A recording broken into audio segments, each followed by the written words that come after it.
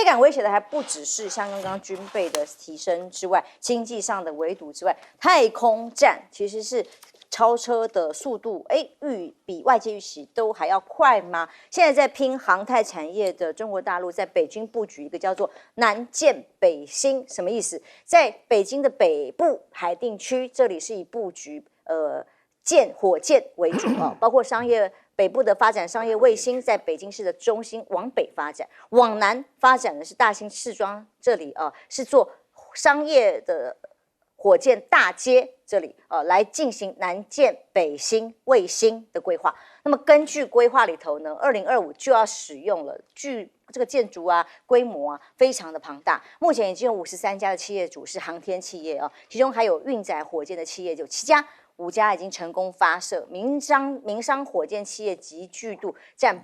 全国的70%，所以这个大街概念图曝光了，看起来好像是个商业繁荣的区域，有公园、有商业街、生产的工厂、观景台，看火箭发射、卫星发射，火箭广场还可以主打裸视的3D 火箭秀等等，变成新的这个航太工业城的概念。那么中国预计2025年试射之后，就可以重复使用火箭。声称他们已经突破了关键技术。中国航天科技集团说，为了适应商业航太的市场需求正在抓紧研制包括4米级、5米级重复使用的火箭。过去都是在马斯克这里有一些民间的在美国的研发。那中国大陆追上了吗？他说2025、2026就会准备发射像这样子的规模可以回收的火箭。那另外，北京在印太地区也打造了太空情报的所谓珍珠链，也就是说一览无遗，在这个珍珠链的卫星监控里头包括了 TJS-11用在早期预警讯号，还不用刚刚的无人机那么大型，光是卫星把军事机密就可以一览无遗了吗？美国的太空部队 TJS-11一旦配合下来，陆探的4号遥感41号卫星在印太地区等于就架起了一串的太空监视网路图，所以才会让美国方面军方非常的严阵以待嘛。那当然，美日方面也要说加以太空的来制衡跟反击，所以美国太空部队宣布要拨款2.48亿美元去启动新的防干扰通讯卫星，当然就冲着这些火箭卫星而来。初步计划要开发4颗全新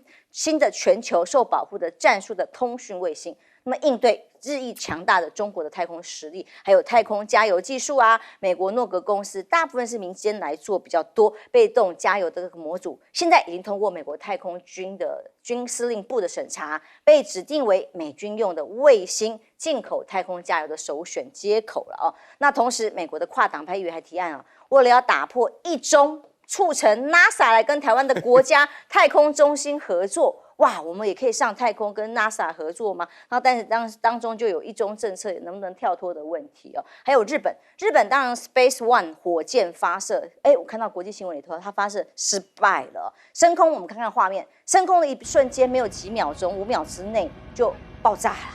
那其实是任务失败的关系，任务失败据了解是自动引爆，火箭自行终止了飞行任务，以避免后面有危害所以虽然是个失败，但日本来讲，在航太工业发展的也还蛮认真，在太空竞逐上希望有所影响力。但是美国各个领域当然全面都针对中国而来，这是必然的，包括中国的大疆才刚刚在纽约开店，这个在北美首家的官方零售店卖民间民营的无人机嘛就在纽约都会区的第5大道上，结果开店同一天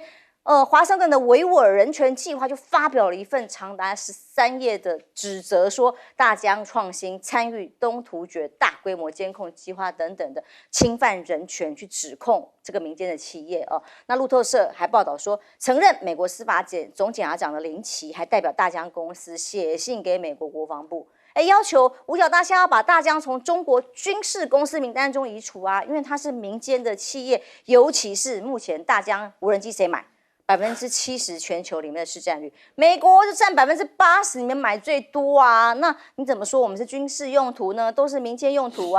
但无论如何，现在就是无限上纲嘛。那美国企业 CEO 说现在呢，这个前国土安全部官员奥图尔说的，美国呢本来应该拥有全球最强大的基因库，在生物科技方面，还有最多的基因组。结果没有做到这一点就很可耻啦。那现在中国大陆正在这个领域超越美国吗？那这些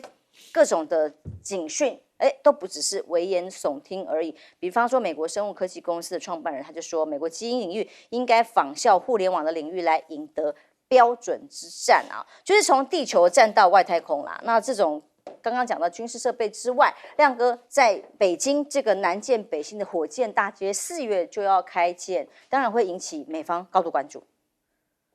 不会了，我觉得如果是大街的概念，就已经是民间的承袭了啦，甚至有点观光的味道。对啦，所以美国更在意的应该是高阶的啦，就不知道他在干嘛的啦啊。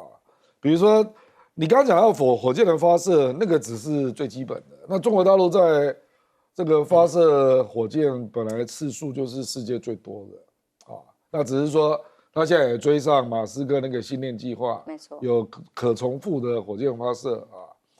事实上，美国更担心中国大陆的应该不是发射的部分啦，而是它到底在天上有多少东西啦啊？比如说那个太空站，美国即使那个既有的太空站沿用最长大概只能够沿用到大概2026，大概就结束了。那到时候全世界就只有一个太空站，就是中国那个太空站啊。那美国怎么办？那还有比如说登月计划啊，登月计划美国也是一个奇怪的国家啦，就是它是第一个登月的国家，然后从此就没有了，然后现在复制极端的困难。就不知道当年他是怎么登月的，坦白讲我也不知道啊。人类的一大步，就觉得当年那个登月的科技啦，各种计划好像都找不到接班的梯队啊。很多人说是假的，不，我知道啦，可是我就姑且说阿姆斯壮是真的啦。不过就是说，他现在登月计划感觉就是都筹不到该有的经费，所以他就感觉追不上中国啊。中国是即将要有登月计划，预算啊，预算高，这个需要很大的资源。当年这个甘乃迪，你看他投入多大的资源，烧钱。对，然后美国就觉得太贵了嘛，所以就不再有这样的计划啊，就转到别的领域去了啦。哦，比如说什么哈勃卫星啊，一大堆太空梭啦，有选票的啦，什么的之类的啦，反正那就是啊。可是问题是，登月计划跟太空站这个东西可能会联动到其他科技的突破啊，比如说月球有人就发现有很多的稀土资源，那会不会牵涉到可以做部分的开采？这个美国当然会忧虑啊，所以我是觉得有一些东西啊，还有事实上有关大数据的演算啊，大家就发现啊，这个大数据的演算现在集中下来的就是生命科学了，DNA 基因只是其中一个了，事实上还有其他的，比如说蛋白质链的计算，那这个只要突破，现在就是透过就有人在讲说用 ChatGPT 去算，那现在可以破解到37%，之前大概只有17左右，是，那就可以又可以制造新的药啊。因为我有几个朋友在美国上班啊，他们都是学电脑的，结果现在都在药界上班啊，比较赚啊。不就表示都是大数据啦，是，都在做演算啦啊。那这个东西当然美国也会担心中国大陆的大数据演算会不会也进来生命科学这个领域啊？因为我坦白说了，有一些领域谁先走个1-2年，搞不好就领先了。然后因为中国大陆有一个优势啊，它是举国体制嘛，所以它如果集中人才、集中资金要做某件事，那可能就会拉前让美国追不上啊。那最明显的就是电动车的电池嘛，是美国就已经追不上了，已经没有办法了。那找了半天也想不出什么办法可以追上这一块啊。那就是中国大陆大概有很多东西其实没有公布的才可怕了。对，其实军方的武器也是这样，没有公布的才可怕啊。那至于这个已经摆到大街的，那就没什么了。对，那是观光用的，没错。因为像我们渔夫看到的火箭大街，就像看到陆剧《你是我的荣耀》里面，大家一起来观赏火箭升空嘛。岳老师，太空大战军事战争到科技上面的美中对抗，现在讲起来啊，在这个科技中主要有3个领域了，一个就是半导体，一个就是这个生命科技了，还有一个就是太空技术了。这个半导体，我必须坦白讲，美国真的是在某种程度上来讲是充分利用它的长处，遥遥领先的啊，无论是在资金啊、科技的突破。然后生命技术的话呢，美国在这个方面来讲的话呢，也是独断领先。可是太空科技啊，这个就说不定了。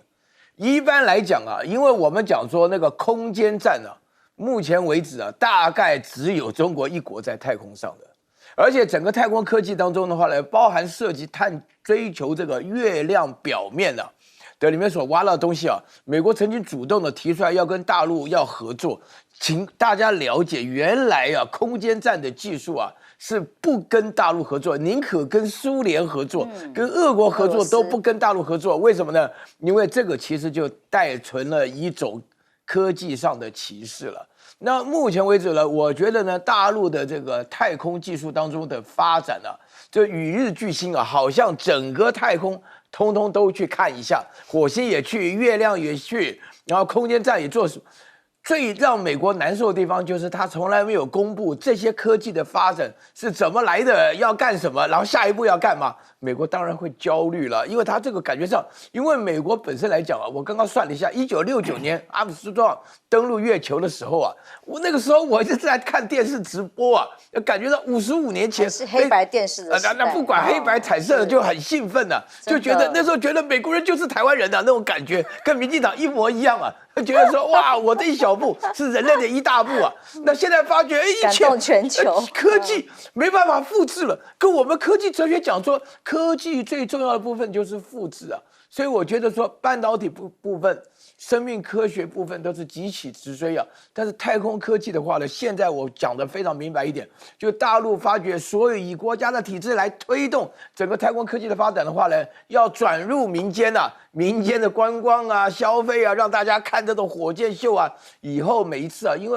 我有朋友，他们常常到西昌啊、到那个甘肃那边去看火箭发射啊，那都是有限制的。以后的话呢，会越来越普通，因为如果火箭能够回收，如果大陆的科技的技术能够发展到这种地步的时候，那我觉得他们会产生出一种非常大的效应，那美国人真的会吓死啊，因为你根本都搞不清楚。现在我们整个观念，你刚刚拿出来的侦察机是从地球飞起的，你有没有想到那种卫星？从上面下来的观察，那还得了啊，对不对？所以说，美国本身的话呢，吓得不得了。我要强调大疆啊，我刚刚一看吓了一跳，我以为大疆是新疆啊，我搞了个半天，原来这样子也能够扯得上。大疆是个民营的公司啊，无人机在大陆的发展已经进步到什么地步？因为我在大陆，我所有的朋友啊，他们都会来一段，就叫做旱地拔葱啊，就是说你在那边好好的，我那时候在泰山的时候，双手一张啊，他的那个飞机无人机唰。整个拍出来的镜头非常非常民间的，自己做的，他们都充分的运用，所以在这种情况之下，我觉得大疆是一个非常成功的企业啊。说句良心话，美国人不能够不玩无人机啊，美国人真的不能玩。大疆本身来讲的话，如果美国人要用对付 TikTok 的方式来对付大疆的话，那我看这个也是非常麻烦的事情，因为基本上市场摆在那边嘛。但是美国这样子长期搞下去的话呢，它这个整个科学的技术啊，在发展的各方面会弱嘛。所以说，难怪他的那个基因库人讲说，美国有世界最强的基因库，到目前为止。大陆本身的国家体制在发展的过程当中是急起直追啊，那个基本上的话呢，如果说是一个愿意急起直追，那美国的工人本身来讲的素质都很麻烦的，所以在这个情况下，美国要追的话呢，不是钱的问题，就是工人素质的问题。阿姆斯壮好多名言哦，什么从外太空来看地球，地球上还有分什么你我，当然人类是一体的。但问题是现在呢，就是要分敌我啊，不是分敌我，但是你拿不起，这都不很严重。是，那现在军事用途在太空上才是真的大家对抗担心的这个重点。其实马汉美国的战略学者马汉讲了一句话，他说：“谁能够掌握到海洋，谁就能够拥有财富。”这是海权论。但是我们现在可以说，将来谁能够掌握到天空，谁就能够掌握到世界霸主的地位，这是必然的一种趋势。那事实上，这些国家这几个先进的大国也彼此在互相较劲。我们先讲美国好了，美国在2019年的时候，他就4年前，他已经成立一个第6军，他除了陆海空3军外，他成立第6军，叫太空军，就准备发展太空作战的一个计划。这是美国。那俄罗斯它也有天空军，对不对？尤其是我们不晓得各位还没有记得，就是上个月的时候，美国还警告全世界说，俄罗斯现在发展一种武器，太空的核弹，它只要一爆炸以后产生的电磁波会把所有的卫星都摧毁掉。所以俄罗斯有这种武器，那俄罗斯当然说，否认了，说我没有要做这种事情，因为我们大家有签的条约，在太空之中彼此互相不要使用核武这种功能。大家还记不记得，其实雷根时代的时候就已经，美国自己本身就已经先向太空中来做这种星际作战的一个计划。他那时候作战计划是什么呢？希望发展一种雷射武器的卫星。然后在太空中把你这个从地面发射的战略导弹或洲际导弹，在外太空飞行的时候，用这个雷射把你击毁掉。后来雷根花了这些钱，花了多少呢？花了大概1000多亿美元。但是后来因为第一个是苏联解体了嘛，后来是花费太多，然后这个经费上面无以为继，所以这个计划就取消了。但是世界各国来讲的话，很明显看到都是在太空之中竞争。那我特别讲哦，中国有没有？中国在默默假三挖工了。第一个，中国它有成立太空军哦，但是它故意隐藏那个名称，它叫什么呢？叫做前2天它成立一支新的军种，叫做战略支援部队，那里面有一个太空科学部，所以它把它它战略支援部队是包括什么？包括网络作战啊、电子战、电磁战这种未来科技作战。那其中有个部就是太空科技部，就是它的太空部队。那太空部队中国做了哪些呢？我跟各位讲啊，现在已经有的成效。第一个，我们看到的是北斗卫星，对不对？北斗卫星也是它的一个成就嘛，哈。那你不要小看北斗卫星，它可以导航，平常的时候可以做商业的用途，通讯啊、联络啊，或给汽车这个船只做导航。但战时的时候，它就可以导航它的导弹啊，做洲际导弹的飞弹的导航。所以说，美国来讲，也有这种类似像这种 GPS， 对不对？哈，它的卫星系统是 GPS， 也是太空战的一环。其中，中国还有一种武器叫什么？它太空上有一个叫做实践21，它已经做成功了，而且也实现美国吓得要死。为什么？它做什么？它这颗卫星它可以去抓别的卫星，把它抓回来。对，我知道的，伸手把你抓回来。对，袁教授有这个印象。对，这也是他的太空战哦。但是问题是说，中国来讲的话，因为避免说这种大家形成一种武器装备的竞争，所以它很低调。那最近我们知道，中国还有一个新的技术，叫做要发展一个新的计划，叫揽月计划，对不对？好，它要登月，而且它登月跟美国那时候阿波罗的这个登陆的计划不一样，它是发射2颗这个火箭一起到太空，一个是服务舱，一个是载人的，然后一起到月球以后结合在一起以后再下去再回来，而且它要登的月球的位置是在南极，那代表了含义，在背面跟正面登月的意义，那代表了科技程度含金量就差很多。所以我们可以看到，其实中国在这一块来讲的话，它也在积极的赶上，甚至于有超越的这种可能性。所以未来太空一定是势必这几个大国竞争的一个重要领域。在 AI 相关科技的研发竞争里头，有一件事情是 AI 没有办法取代的，美女间谍。这一题谈，真的不是空口说白话，是这个所谓方放这个代词，连川普在好几次演讲里都提到所谓美女间谍，被说首次现身，其实也不是真的现身了这是美国媒体报道，但是这个是。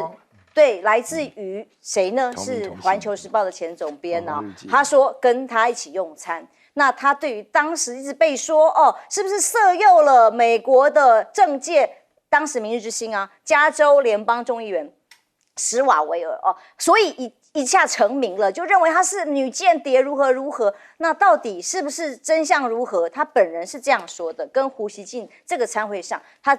透过胡锡进转达是说，其实当年是 CIA 跟 FBI 分别找他要求合作，给他各种美国籍100万美元各种诱因，要求他帮忙工作，否则就毁了他。那住所被搜索，手机被没收，他采拖延战术，最后在摊牌之前逃回了中国。他说他不想要背叛祖国，不想成为美国间谍，这是他的底线等等的甚至在准备回国去机场的时候，已经做好坐牢的这种打算。但是美国各种排华的法案呢，都是很多代号都是因为方谍影闯这个美女间谍。因为2018年，当史瓦济尔宣布要参选2020总统大选的时候，就被共和党挖出来大家炒作的啦，说方方莎的女朋友啊，然后是不是间谍啦，甚至调查报告成为共和党跟川普政府论证中国威胁说的一个关键的证据等等的哦。史瓦契尔是众议院的情报委员会成员。那么了解到、掌握到的都是最机密的国家机密了哦，所以呢，他就被攻击说是中国要收买他，透过美女间谍等等的了哦。那当然，各种的这种传闻很多，中国大陆也说你们也有很多人来跟我们所谓的网络上面的境外间谍设陷阱啊。例如，他举了几个例子，是官方微博发文的哦。南方有某个滨海城市哦，有个大2的学生叫小刘的，居然在交友的 APP 上面认识这个小敏小姐姐，就要她到指定地点去拍摄共军的舰艇哦停靠进出的港口的情况。还有第2个例子，说是某高校生小王啊，求职专题上被要求，这个公司要求他去拍摄海边的游艇船舶状况，再引导他进一步拍更多敏感的军事军舰的情况。中国国安部的说法是说，境外的间谍情报人员才漫天撒网，重点捕鱼，有那么简单吼？就给予采取威胁啊、利诱啊、诡诈控制，难以脱身。这2国都有无限上纲的各种想象空间，认为飞碟就在你身边。但是美国现在具体由官方来做的，包括了禁 TikTok 这件事情，现在众院已经通过了哦。众院以352票对65票压倒性多数通过法案。接下来的程序还有参院，还有或者是这个签署由拜登签署法案，是不是要求中国母公司字节跳动必须断绝股份啊相关的公司的这个处分，否则的话就要加以赶出国内了哦。但是呢 ，TikTok 执行长周受资就说了，会穷尽一切办法阻挡对这种禁令违法的手段。那么汪文斌则是说，美方做法霸凌，企图扰乱企业经营的做法，破坏国际经贸秩序，将反噬美国自身。但问题是，现在美国这样主战派声音是比较高涨的。美国跟其他国家比起来呢，例如澳洲总理艾班尼斯就说不会跟进哦。不会效法美国禁止的做法，甚至热烈的欢迎外交部长王毅下个礼拜就要访问坎培拉啦。那马来西亚通讯部他怎么做呢？他的做法是，虽然印度跟美国已经这样决定，但是美国家有自己的考量，他没有要跟进，因为这些社群媒体平台可以促进国家经济发展，从中获益哦。亮哥，美女情报员芳芳怎么看？因为这个是真的有点怪啦，也怪不得会有人做一些怀疑啦。比如说 ，FBI 提供说要给他100万美元，那为什么你有这个行情呢？比如说他见到 Pelosi， 见到民主党的高层嘛，那当然也一定见到中国的高层嘛，不然你怎么会有这个行情呢？而且你在美国才待这么短的时间。为什么会可以立刻见到这么高的层级？而且他见到的层级是中美2方都非常高层哦。那这个当然就会让人家起疑啦，这是不是有人在帮你忙啦，让你迅速可以认识这些人啊？这个，因为我看过蛮多这种间谍的故事啦。事实上，澳大利亚以前不是有一个陈磊？那回到央视来当主播嘞，最近才刚被放回去。那后来不是被抓，对不对？人家就会怀疑说这个会不会是陈磊2.0啊？不知道啦，我怎么讲我不知道啊。可是就是说太特殊了啦，很戏剧化就好像那个秦刚上次碰到那个傅小田，对不对？你那么年轻，那因为我也是看那个《铿锵三人行》啊。傅小田有一阵子在那边当来宾啊，怎么突然之间你就跟秦刚这么熟了？那这个到底是经过什么管道？那好像跟军方也很熟，就感觉这后面有一些人在运作，给他这种感觉了啊。所以当然也有可能他非常优秀了，我真的不知道啊。可是对那个很年轻的漂亮的女生，然后认识很高阶的政军人员或者中美的高阶人员，这个背后总一定会有一些故事啦，所以我只能够说正反两边都有，也有支持他的，也有质疑他的，可是也怪不得会引起话题啦，你知道啊？所以这个老美女嘛总是有老话题胡怎么这么有把握跟他吃饭？这个 TikTok 啊，这个众议院是通过了啦。其实会这么快通过，你也看到那个民粹氛围多强啦。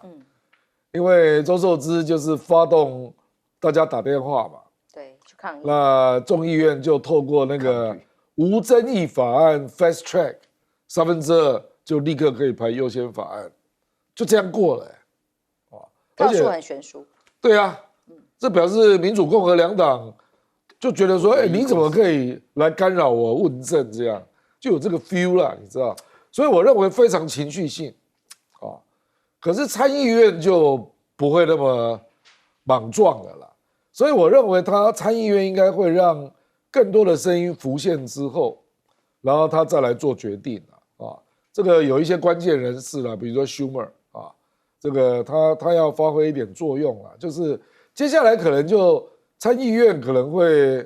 调整法案的文字，那到时候参众两院还要去求共同的版本，那到时候还要再表决啊。所以今年选前会不会真的落实？坦白讲，两种可能性都存在。无所不挡，无所不防。休息一下，马上回来。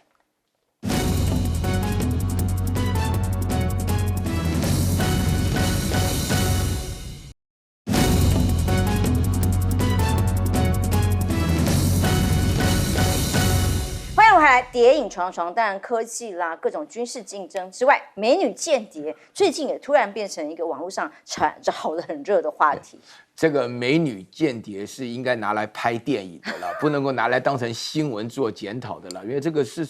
为这个间谍如果不是美女的话呢，我跟你坦白讲啊，就是我最近得到这个讯息啊，因为我看了一本书，上面讲说是台湾早期 CIA 在台湾的安属的人，连眷属在2万多人。啊，那这个他们吸收的对象来讲的话呢，就我们在台大的很多那个教授本身，大家去参加某些场合当中，就间接感觉到，我甚至于知道，就是说，如果你是军方派出去的人，那他们都会吸收你当间谍，而且那个场景都是固定的，就是你要上电梯的时候，那个电梯门突然有个人讲说，哎，等一下，啊，进来那个人就开始跟你接触了，啊，就讲的这么绘声绘影的，不知道是真是假。不过岳老师有碰过吗？我没有碰过，我不是留美的。阿亮，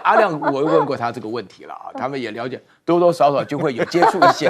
他留美的嘛，对不对？你是像耶鲁大学，他们基本上，我跟你讲哈，这个其实对美国来讲哈，这个是其实他们基本上，好了，我先讲了，这个方事情有3大怪了，这个是第一件事情的话呢，它逻辑不通啊，对不对？它本身来讲的话呢，就说这个施瓦维尔众议员本身啊喜欢美女，我们可以理解，然后这个美国人的众议员喜欢中国的美女是新闻吗？它不是新闻，它很重要啊。然后第二个的话呢，怎么是 FBI 给他100万美金的？应该是 CIA 啊。他难道说是，而且是有涉及到国籍？他说分别都找他合作、啊。对，找他合作的话，他自己说，我坦白讲哈，就是说这里的情况当中，他是不合逻辑啊。因为他说他已经做好了要到美国做冤牢，甚至被毁掉的最坏打算是干什么啊？难道说美国要吸收他拒绝就要做这个事情？不准拒绝的。要当美女要当间谍是不准拒绝的。然后另外我觉得更怪的就是胡锡进好端的，胡锡进最近忙得不得了啊，一大堆事情，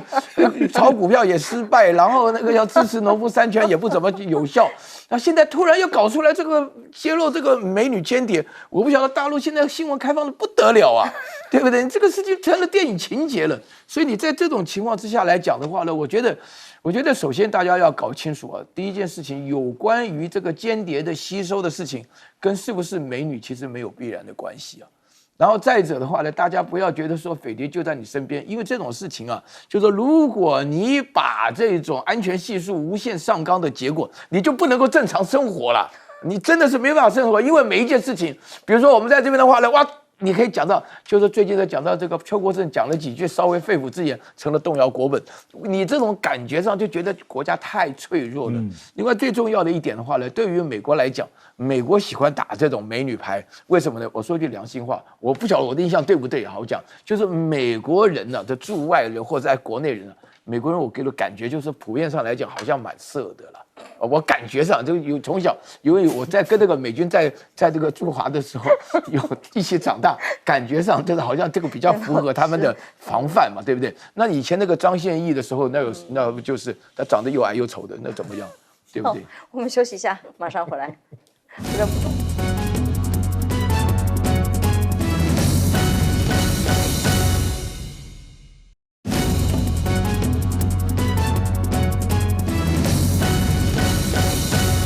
谈美女间谍这一题，易将军好像很多经验可以谈。我没有经验，我没有经验，但是我知道他叫芳芳哦。我突然想到，我们台湾也有一个芳芳。我们不但台湾有芳芳，还有方3个方。对。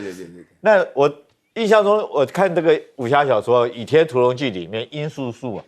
告诉张无忌说，他妈妈嘛，告诉儿子说要小心漂亮的女人，越漂亮的女人越会骗人。这个苑教授。要看这句话，你不要挑我，你问阿亮啊，对吧？其实间谍有很多种啦，好，我讲间谍，其实《孙子兵法》里面讲得很清楚。你看哈，你不得不佩服孙子的智慧，他是有阴间、有内间、有外间、有深间、有死间，有各式各样的间谍，有很多的用途。而且他特别强调说，你当一个君主，你当一个领导者，你如果说能够出奇制胜，能够赢掉别人，第一件事情就是你要会用剑。而且他讲说对付自己要培养间谍，他讲得很清楚，在孙子里面要怎么样培养间谍，赏墨后于奸，就是你要对最好的人，就是要对自己所培养的间谍要给他最好，要给他这个清末将军之前同事就碰到了，不是吗？对。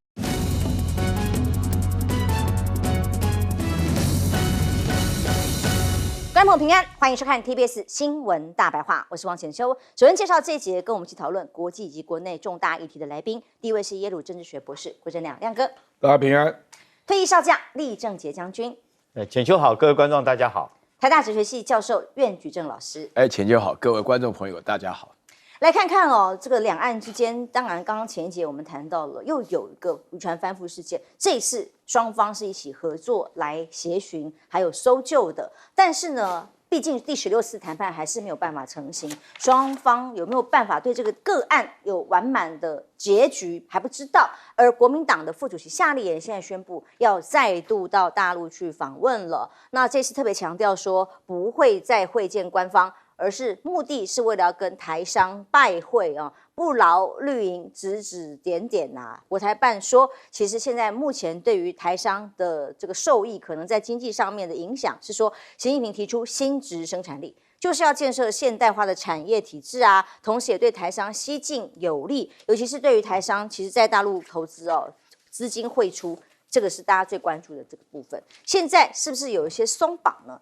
今年7月1号要实施的新的公司法，建议台商评估减资作为考量资金汇出的合法选项。那这会不会是对于未来台商在大陆经营企业的一个新的政策跟做法哦？那大家在观察，还有大陆首个海事啊、海关啊加在一起的台胞台企服务站在福建泉州揭牌。显然，虽然跟民党政府当中有很多负面的讯息一直在冲突，在台商的部分仍然释出很多的善意啊。而国防部长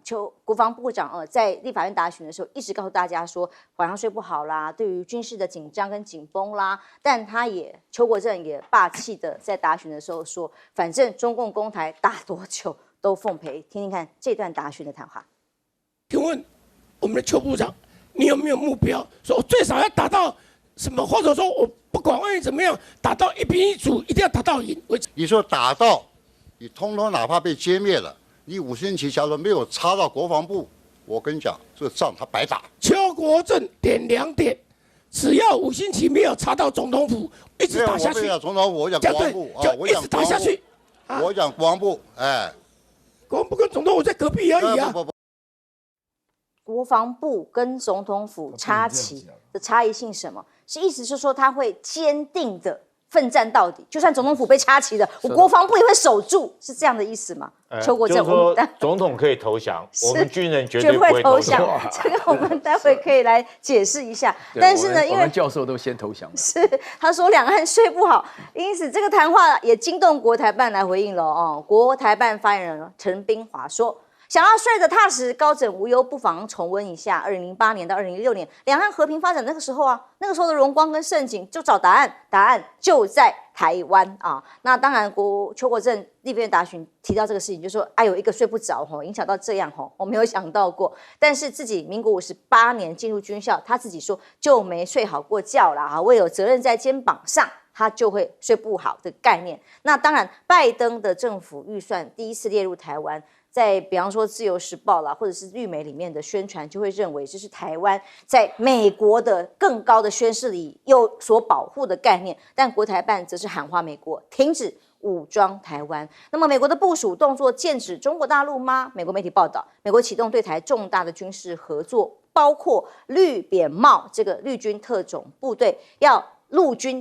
队要常驻台湾吗？根据2013年的这个财政国防授权法条里面所发现的，军事顾问过去都只是退役的，现在是现役的军事顾问们开始常驻，包括金门、澎湖帮忙做训练，在2栖指挥中心吗？那任务就涉及了台湾精锐部队定期进行训练跟演习。那像今天早上《自由时报》头版就讲说，这个叫做常驻，对于台湾的安全会很大的提升。但是呢，邱国正在立法院答询只说，这个是在学习长处。那这样的做法，两岸担不担心对岸会有什么反制？不知道，但的确美国的动作是如此哦。例如日本媒体报道，日美菲协调在4月刚好就是岸田文雄要到美国去访问啊，还有要演说国会演说的这个时间点，到时候呢，日美菲就会同时的举行首次日美菲领袖会谈。那么确认在安全保障领域里头，这3个国家可以跟美国一起行动，用意当然是牵制中国咯。那么还有大陆的新武器有所反制吗？大陆传出来有高超音速的武器领先全球。美国国防的情报局分析师在媒体上透露说，这20年来中方大规模的测试打造的高超音速飞弹，要对付的是什么？美国的核子啊，传统打击系统。那如今拥有多厉害吗？他告诉大家说，是有世界首屈一指的高超音速武器库，甚至什么双头怪啊、预警无人机都出现了智慧化战争的时代来临了吗？叫做神雕无人机，杨过小龙女啊，被认为是第一架真正有意义的无人预警机。针对什么呢？就是隐形目标、隐形战机啦，这些过去相对雷达无法侦测的，就有他们自己智慧化的这个战争系统可以加以侦测哦。不过这一段北美防空司令讲的话，就比较我在想会不会夸张了一点点？他直接在听证会上公开的说，中国大陆的军机今年就有可能闯进美国的航空识别区，就是说你今年可能会杀人，你今年可能会偷钱啊，就这种概念。他直接在听证会上预警，他说不仅是军机而已，连同舰艇甚至潜艇都可能在离中国更远的区域来接近我们的海岸附近来活动，最快今年就会出现。那所以我们要准备啊，我们各种状况都要因应，这种算是非常提前的在做预警，而且把中国大陆的这个影响力扩大来跟这个国会呈现嘛。所以当中国跟北约进行第8次的安全政策对话，被解读为关系的和缓，跟北约的关系可以有更直接的沟通管道的话，那北约就不完全是美国说了算。那这当中被当成头号敌人这样来对待跟因应的状况，就会有所改变嘛？亮哥来看看，先从夏立言再度的访陆来看起。因为国民党现在不是执政党啦，像以前国民党执政的时候，江炳坤是海基会董事长，去中国大陆几次你知道吗？超过150次，有实质影响力。那夏立言现在是国民党副主席，因为台商本来就是国民党的基本盘嘛。那夏立言也才去过几次，第8次，所以次数已经差很大了啦。所以我是觉得国民党有一个代表性的人物去大陆拜访台商，我觉得这也不为过啦。那当然就是说官方接触可以减少避免不必要的联想。可是拜访台商，这个真的就是国民党的基本盘啊。我们在大陆居住的民众大概也有100到120-130万之间啊。那这些就是潜在的国民党的支持者啊。这个就好像民进党不管谁当家啦，郑南榕纪念的周年就一定要去嘛。那这个台湾同乡会聚会就一定要去嘛。因为那个是民进党的基本盘嘛，所以我是觉得这个你就不要有这个节外生枝的拜会就好了啊。那因为上次见宋涛，我也不认为能够得分了，就刚好这个金门撞船那个事件正在风口浪尖的时候啊。那如果是拜访台商，我是觉得非常合理的啊。那我们邱部长，我是肯定他啦，他是愿意讲真话的人啊。你想一想啊。你作为一个负责任的国防部长，台海中线被没收，金厦海域被没收，你总要讲出一个你新的防卫指针吧？这是一个负责任的做法嘛？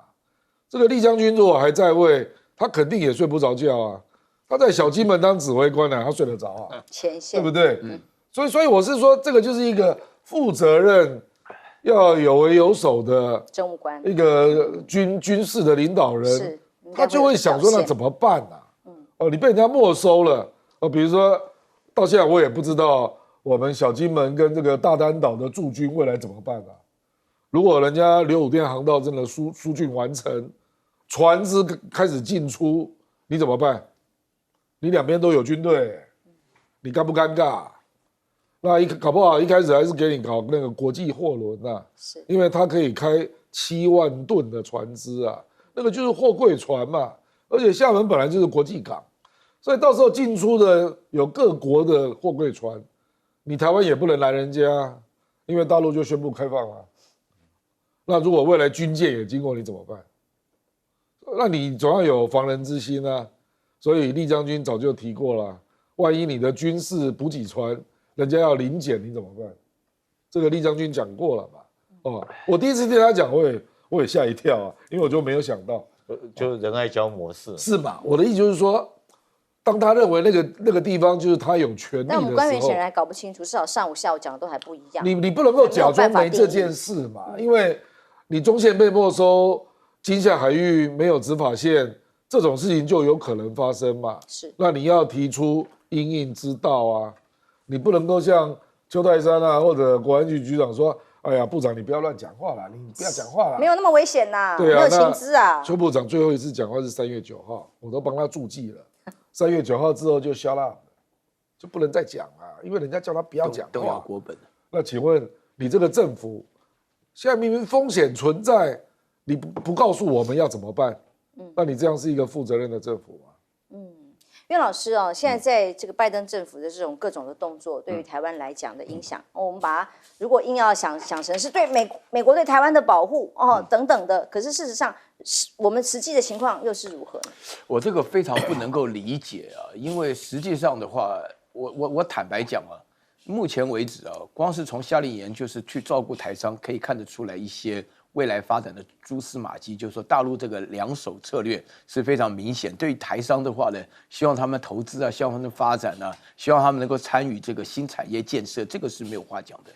然后另外的话呢，这边的话呢，我感觉到这个气氛呢，确实是非常严峻的。那因为我旁边坐的厉将军嘛，他等一下可能会有更精彩、更直接的这个介绍了。但是我们自己作为一个单纯的小老百姓的话呢，每天跟年轻人在一起上课的时候呢，大家呢，尤其是我们同事在聊的时候呢，就会已经注意到，就是说美国本身呢做的一个做法上来讲，有3点已经破坏了大陆原来啊，就是承诺不会破坏海峡这种均衡趋势的这种诺言了哈。就是第一点的话呢，就是美国人的这个武器已经进来了嘛，这个太普通了嘛，也就只是没有交货而已。那第二个的话呢，现在人员呢，这个绿扁帽都已经来了。啊，这个已经来了话呢，而且不但来了，还玩，还被挨打，在陪我互打架打输了，就这个已经太明显了，都不敢讲，不知道该怎么讲。我跟你讲，哪里有美军，哪里就有人打架啊！这个我从小的记忆就是如此。然后第3点的情况来讲的话呢，就是一直不断的拱火，那个所有全世界除了台湾的分析家以外啊，